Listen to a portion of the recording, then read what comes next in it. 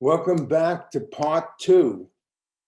We will quickly review the subject of salary and continue to talk about other subjects such as research, the thank you email after the interview, behavioral interview questions, telephone interview, references, and more. I want to go back to salary, which was what I ended the last meeting.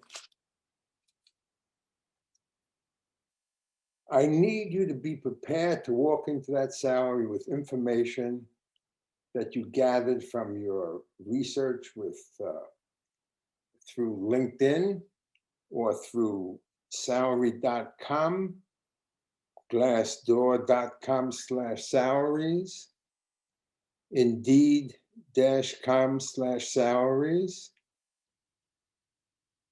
LinkedIn.com/salary. And I need you to have a range in mind based upon your experience in the industry, what other colleagues have told you about, or perhaps any connections you have in the company. But you should have a number in mind, and bear in mind two things. When asked about salary expectations, I want you to respond with, can you share with me what's budgeted for the position? I found from feedback from people who have used this, come back in that question 40% of the time, the salary range is given. My recommendation is to stay within the range, somewhere in the middle, and use the word flexible if you discuss the two numbers you're talking about. I feel being in the center of the range given will make you more competitive than the candidates who are competing against you. In addition, I want you to remember that the salary offered does two things for you. One, it allows you to talk about benefits. And number two, the combination of benefits, perhaps a sign-on bonus, and your negotiations could land you a larger salary closer to what you're looking for.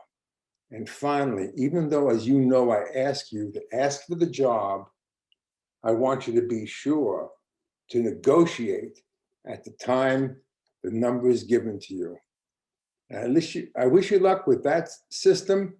It's worked many times for candidates I work with, and I would like you to try it if you haven't done it before. The next subject is research. And if you're taking notes, next to the word research, put down save a link. And I'll talk about the meaning of that link in a moment. It's used actually for your thank you email after the interview. I ask you to do diligent research because there's a common interview question that comes up that goes like this. Why do you want to join my organization? Quite often, I hear the answer to this in the course of practice interviews, where the candidate says to me, because you have an opening available on Indeed, or the external recruiter called me about the position. It's not sufficient. Should never be the only reason you're looking to join the company. After researching the company, and I mean some serious research, online presence, website, no-brainer. Then I want you to go to Facebook, LinkedIn, glassdoor.com. If you're not familiar with that website, please write it down. I want you to check their annual report. A very easy way of reviewing a public company's annual report is to Google the number 10, the letter K, and the name of the public company. Within 2 or 3 links, you'll get the annual report. And what you should look for is what the C-level people, the CFO, the CEO, are saying about the future of the company. Quite often you will hear, or I should say you will be reading, that the CFO predicts that in the next 5 years, they expect to quadruple their business. And I ask you, is that a reason to join an organization? For those of you interested in nonprofits, Google the number 990 and the name of the nonprofit, and you will come up with the 990, which is similar to the annual report, but somewhat different. One area that is different is that it will give you the salary range of the mid-management people of that nonprofit and other information that will be of value to you.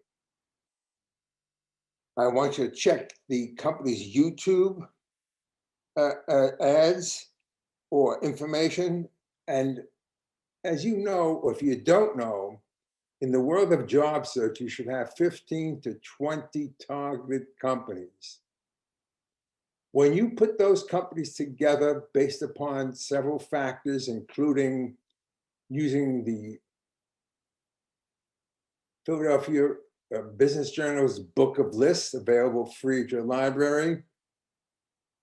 The Book of Lists contains names of companies under different categories, such as the Soaring 76, the 76 fastest growing companies in the greater Philadelphia area. My recommendation is to check out those companies and see if they have ever used or are currently looking for someone with your background. If that's not a good reason to join a company, I don't know what would be. In the same book, you'll find companies recorded in the order of their employees voting for them as the best company to work for. And that list is usually 100. It's well worth reviewing that list to see if there are positions available in those companies that match you. It's another target company that you could keep in mind. And when you put together these 15 to 20 targeted companies, place it on Google Alerts. And that'll enable you to have a bit of information about that company every day, anywhere in the world. Google Alerts, it should be part of your research. My recommendation after an interview is, as soon as you get to your computer, the same day, I would like you to send out a thank you email. Now, I'm going to give you a recommended way of writing that email. But let me start first with what I said for you to do in the world of research is to save a link. And that link is going to say something positive about the company that you're interviewing at, or it's going to say something their competitor is doing that might be of interest to the company. And that link is going to be called an informational gift. And we're going to include this gift in the thank you email, which goes like this. Dear Mr. Jones, thank you so much for the time you spent with me today for the position of. Then I want you to highlight 2 to 3 parts of that interview that made you stand out above your competition, that showed them you could solve their problems, that showed them that you could be a bottom line contributor very quickly. You're being hired for the Golden Triangle to make money, and save time. These are excellent reasons why you should incorporate that if you used it during the interview in the thank you email. 2 to 3 bullets of that nature. And the next paragraph, that's where we're going to introduce the informational gift. And I'd like to say something like this. While researching your company, I came across the following link, which describes your competitor's marketing plan for the next 5 years. I'm sending it along for your perusal. That's it, nothing more. Next paragraph.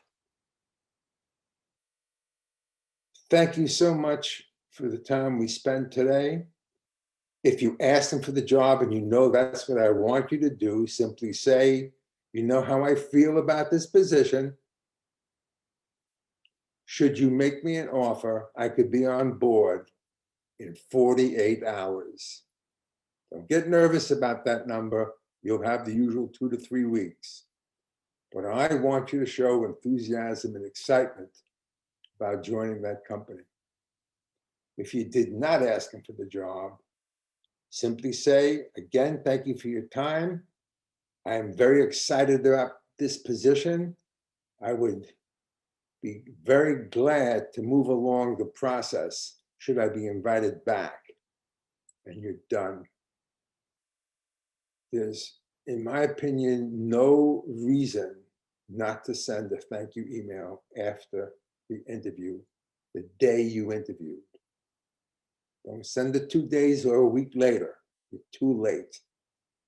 Show the enthusiasm by having it in their face the moment they open up their computer. And one other method, and I only suggest this for those who have an extra $20 to spend on a position that they truly feel they're an excellent match for, that they did well at the interview, they can anticipate an offer coming. I recommend Federal Express your thank you letter. So it's on their desk at 10 a.m. the following morning. It's a powerful tool, but unfortunately an expensive tool. Use your discretion. Where you can use it, please use it. Let's touch on behavioral interview questions. Behavioral interview questions usually start with, tell me about a time. Tell me about a time when your manager was unavailable and a problem arose. How did you handle this problem? What was the result? Keep in mind, behavioral interview questions are, your answer is a star story. Situation, task, approach, and results. Since there are thousands of behavioral interview questions, it's impossible to memorize all the questions out there. It's not the same as a common interview question. There's about 100 common interview questions and about a dozen interview questions designed to destroy you. Either way, this is my recommendation for behavioral interview questions. Google behavioral interview questions and answers. Put in the title of your position. For the first 4 links that you see, which will come up with those types of questions, usually very much in the world of your occupation, your specialty, I'd like you to read the first 3 or 4 questions and answers. In the answer, I want you to convince yourself what STAR is all about from the answer. The 4th, 5th, and 6th question, I want you to read the question and write out the answer using STAR. This will give you the rhythm you need for any behavioral interview question that comes up.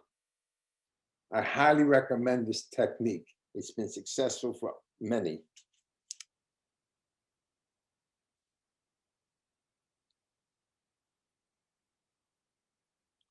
Why do you want this job? A few factors that make this role great for you should be put in front of the compass, in front of the company. Focus on these factors. Start with this job as exactly what you've been thinking about as the next step in your career. Be prepared to answer, how so? The job meets your professional needs and how you could contribute at your highest potential while in this role. You could see once again, this is a sales situation. I told you before, and I'll say it again. Not only do you have to have that smile when you're discussing your background, but indeed you must remember that you're in show business and sales. And you must be convincing. And again, I reiterate, being convincing and confident in the world of job interviews requires a great deal of practice. Let's talk about the telephone interview. The telephone interview, if it's given to you in the morning, don't take it in your jammies. I want you to be dressed for the interview. If you normally take a telephone interview sitting down, I want you to stand up for this one. It invigorates your brain. In addition, I want you to psych yourself up for the interview prior to the call. How do you do that? Just as sports people psych themselves up for any sporting event, just as they psych themselves up to win the game, I want you to convince yourself and have the confidence that you could do it also. My recommendation is to stand in front of that mirror. For the men, you could assume the Hulk Hogan pose when he was 30 years old. Flex those biceps, show those abs. Convince yourself you are going to do a wonderful job at that interview. For women, obviously I have to go with the Wonder Woman pose. Now you could laugh now, you could think it's odd, but ask yourself, in any game of sports, in any game of cards, don't you psych yourself up before you begin the game? It's worth doing. No one's going to be laughing. The only one who's going to be enjoying it, doing what I'm recommending, is going to be yourself. And that's going to put you in the proper frame of mind to meet that interview head on with confidence and the feeling that you're going to knock them dead. Very important. Try it if you have never done it. By the phone, I want you to have a bottle of water, blank paper, a pen, your calendar, and a portfolio. Simple portfolio where you have your resume, one sheet of paper showing 4 or 5 references with full contact information, another sheet of paper that shows your awards, your accommodations, things that you're proud of, just in one-liners, so you'll avoid brain freeze. Then I need you to do one more thing. I need you to have 4 memory cards. The first one is going to be headed research. And I want you to put down 3 bullets on the research that would convince you this is a great company to work for.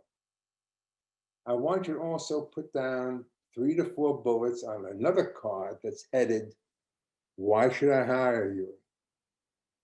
Why do you feel that you're a better candidate than the other people I'm interviewing with? Write down 3 or 4 reasons why you meet their requirements with work-related experiences. The next card is a reminder on how to when you're personalizing and customizing your elevator speech, you should have 3 or 4 bullets that's customized to the company that you're speaking to. The 4th card has only one word on it: smile. Smile because it changes your body language, it changes your facial expressions. I recommend highly that card should be posted behind your computer so you remember to smile when it's necessary. And believe me, even though it's difficult in the world of job search, you have reasons to smile because you've been very successful in the previous positions that you held. And you want to talk about that with confidence and convince the company you could do their job. One more thing in the world of the telephone interview. When the interviewer says to you, thank you so much, George, for the time we spent this afternoon or this morning for the position of, We're interviewing 3 more people for the position. We expect to come to a decision on who we're bringing in for the next interview in about 5 to 10 days. At this juncture, I want you to try something different. I want you to make a statement to the interviewer, and it goes like this. You know, Mr. Interviewer, a resume is only paper, and a phone call doesn't show you the type of personality I have. Would it be possible to arrange for a face-to-face interview now at your convenience? And stop talking, see what they say. I didn't ask you to keep your calendar handy because this situation, this technique doesn't work. It does work. And I don't need you scrambling for your calendar. I want it to be there. So when they say Friday at 9, you say A-OK immediately and take the information where you have to go and what you have to do. It's a Zoom call or whatever, okay? And then finally, if you've never sent out a thank you email after the phone interview, I need you to do it now. And yes, I want you to put in an informational gift. Keep this in mind. 5 days go by, you do not hear from the company. Get on the phone and find out what's your status. If you don't speak to a human, leave that type of message on the voicemail. You're extremely interested in the position. You know how I feel about the job. I am anxious to get back to another interview, or I would love to proceed with the interview process. Please let me know. After 2 days, you still don't hear anything, shoot out an email, same message, and then take the whole package and put it in your drawer and forget about it. Because I don't want this to hang around your neck. I've seen it too many times. Candidates are waiting for the response. They know they got the job. They know they're going to proceed further in the interview, yet they haven't heard anything back, and they are not putting out any more feelers, shooting out specific resumes. They're not doing anything but waiting for the answer to that question. Don't do it. Your goal in the world of job search is to generate as many interviews and multiple offers as possible. Multiple offers put you in a great negotiating position. Please do not stop until you're working at the company.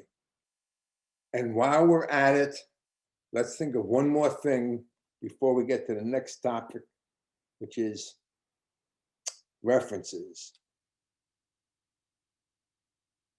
Not only do you not depend on one position as the final solution in your work history, you're going to get that job. You are to continue to network after you get that job. You cannot let it down. I know, my gosh, how hard it was for you to find this job. And you still want me to network? The answer is, if the Department of Labor says a person gets a new position for whatever reason every 4 to 4.5 years, why do you want to start from ground zero anywhere from 3 to 5 years later? Why don't you go to professional association meetings? Why don't you go to Chamber of Commerce meetings? Why don't you go to your alumni meetings? Keep the networking world alive and well. It'll hold you in good stead. Last topic for this section is references. The best reference you could have is after you interview with the company and they say to you, leave your references, we're going to call them, is as soon as you can, get on the phone with your best reference and say, George, I interviewed with the XYZ company. Tom Smith is the manager who I'll be working for. The position is 4A quality control manager. We worked together at the XYZ company. I had that title when I was there. You were my supervisor. I would appreciate you calling the company before they call you and tell them the type of job I've done for you. This is the best reference you could find. When it comes to references, if you haven't contacted them in the last 3 months, I highly recommend that you contact them. It becomes a networking event because, as you know, things change very quickly in the world of jobs. They may have a new telephone number, another email address. They may not be there anymore. Find out. And when you do get a hold of them, it's going to become a networking event for you. They're going to say something to you like, Tom, I didn't realize you're still in job search. And they'll give you a recommendation that they could think of at the moment. It's worth your time doing. After you've been to some interviews and when they ask you about your references and left the references there, make sure you contact these references and tell them that the XYZ company, John Smith will be calling manager of, in reference to the interview I had concerning this position. Please tell your gatekeepers to let him in. I need you to give him your reference as soon as possible. Finally, after you get the job, I implore you to shoot out a thank you email to your references and tell them you thank them for being a reference, and also indicate to them, thank you so much for being my reference, and if I could be of service to you, I will. This ends part 2. I'll see you in a little while and conclude with part 3. And at that time, we'll be answering questions at the end of part 3 that you might have. Thank you.